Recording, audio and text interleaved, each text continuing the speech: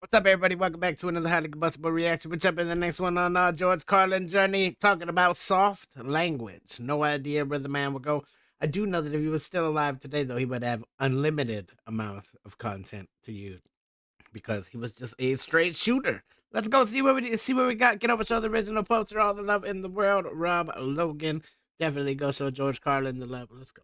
I don't like words that hide the truth. I don't like words that conceal reality. I don't like euphemisms or euphemistic language. And American English is loaded with euphemisms because Americans have a lot of trouble dealing with reality. Americans have trouble facing the truth. So they invent a kind of a soft language to protect themselves from it. And it gets worse with every generation. For some reason, it just keeps getting worse. I'll give you an example of that. There's a condition in combat. Most people know about it. It's when a fighting person's nervous system has been stressed to its absolute peak and maximum, can't take any more input. The nervous system has either snapped or is about to snap. Shell shock. In the First World War, that condition was called shell shock. Simple, honest. That's still what it is in my mind. Direct Still what it language. always be. 2 syllables. Shell shock. Almost sounds like the guns themselves. That was 70 years ago. Then a whole generation went by, and the Second World War came along, and the very same combat condition was called battle fatigue. 4 syllables now. Takes a little longer to say. Doesn't seem to hurt as much. Fatigue is a nicer word than shock. Shell shock. Battle fatigue. Then we had the war in Korea in 1950. Madison Avenue was riding high by that time, and the very same combat condition was called operational exhaustion. Hey, we're up to 8 syllables now. And the humanity has been squeezed completely out of the phrase. It's totally sterile now. Operational exhaustion. Sounds like something that might happen to your car. Then, of course, came the war in Vietnam, which has only been over for about 16 or 17 years. And thanks to the lies and deceit surrounding that war, I guess it's no surprise that the very same condition was called post-traumatic stress disorder. Still 8 syllables, but we've added a hyphen. And the pain is completely buried under jargon.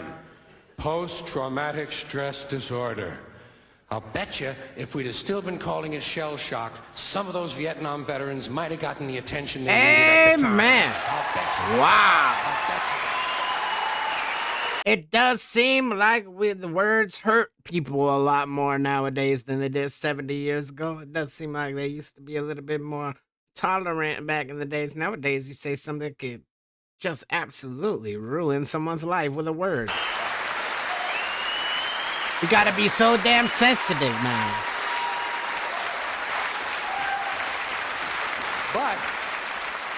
But it didn't happen. And one of the reasons is because we were using that soft language, that language that takes the life out of life. And it is a function of time. It does keep getting worse. Give you another example. Sometime during my life, toilet paper became bathroom tissue. It will always be toilet paper to this guy right here. I wasn't notified of this. No one asked me if I agreed with it. It just happened. Toilet paper became bathroom tissue. Sneakers became running shoes. False teeth became dental appliances. Medicine became medication. Information became directory assistance. The dump became the landfill. Car crashes became automobile accidents. Partly cloudy became partly sunny. Motels became motor lodges. House trailers became mobile homes. Used cars became previously owned transportation. Room service became guest room dining. And constipation became occasional irregularity. When I was a little kid, if I got sick, they wanted me to go to the hospital and see the doctor. Now they want me to go to a health maintenance organization or a wellness center to consult a healthcare delivery professional. Poor people used to live in slums. Now the economically disadvantaged occupy substandard housing in the inner cities. And they're broke. They're broke. They don't have a negative cash flow position. They're fucking broke. Because a lot of them were fired. You know, fired. Management wanted to curtail redundancies in the human resources area. So many people are no longer viable members of the workforce. Smug, greedy, well-fed white people have invented a language to conceal their sins. It's as simple as that. The CIA doesn't kill anybody anymore. They neutralize people. Or they depopulate the area. We gotta make it sound much more sweeter. The government doesn't lie. It engages in disinformation. The Pentagon actually measures nuclear radiation in something they call sunshine units. Israeli murderers are called commandos. Arab commandos are called terrorists. Contra killers are called freedom fighters. Well, if crime fighters fight crime and firefighters fight fire, what do freedom fighters fight? They never mention that part of it to us, do they? Never mention that part of it. This man saw the world in a completely different light. It is damn refreshing. And some of this stuff is just silly. We all know that. Like on the airlines, they say they want a pre-board. Well, what the hell is pre-board? What does that mean? To get on before you get on?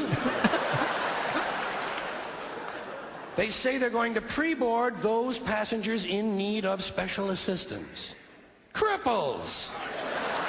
Simple, honest, direct language. There's no shame attached to the word cripple that I can find in any dictionary. No shame attached to it. In fact, it's a word used in Bible translations. Jesus healed the cripples. Doesn't take 7 words to describe that condition. But we don't have any cripples in this country anymore. We have the physically challenged. Is that a grotesque enough evasion for you? How about differently abled? Yeah, differently able. Called that. Able-bodied. Differently abled. Differently able-bodied. You can't even call these people handicapped anymore. They'll say, we're not handicapped, we're handy-capable. These poor people have been bullshitted by the system into believing that if you change the name of the condition, somehow you'll change the condition. Well, hey, cousin, doesn't happen. Doesn't happen. We have no more deaf people in this country, hearing impaired. No one's blind anymore, partially sighted or visually impaired.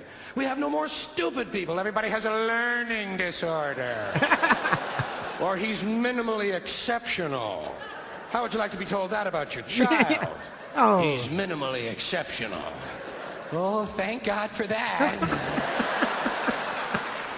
Psychologists actually have started calling ugly people those with severe appearance deficits.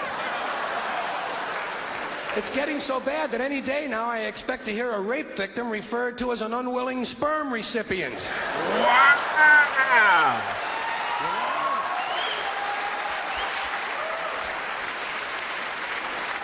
And we have no more old. If he only could see the world today, what would he make of it? Good Lord. People in this country. No more old people. We shipped them all away, and we brought in these senior citizens. Isn't that a typically American 20th century phrase? Bloodless, lifeless. No pulse in one of them. A senior citizen. But I've accepted that one. I've come to terms with it. I know it's here to stay. We'll never get rid of it. That's what they're going to be called, so I'll relax on that. But the one I do resist, the one I keep resisting, is when they look at an old guy and they'll say, look at him, Dan. He's 90 years young. Imagine the fear of aging that reveals. To not even be able to use the word old to describe someone, to have to use an antonym. And fear of aging is natural. It's universal, isn't it? We all have that. No one wants to get old. No one wants to die. But we do. So we bullshit ourselves.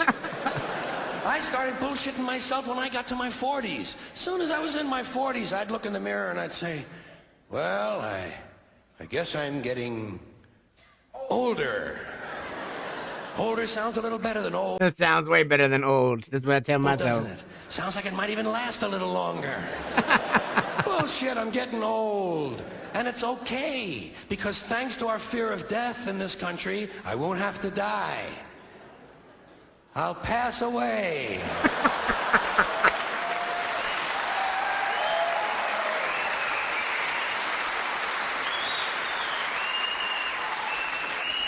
Or I'll expire like a magazine subscription. If it happens in the hospital, they'll call it a terminal episode. The insurance company will refer to it as negative patient care outcome. And if it's the result of malpractice, they'll say it was a therapeutic misadventure. I'm telling you, some of this language makes me want to vomit. Well, maybe not vomit. Makes me want to engage in an involuntary personal protein spill.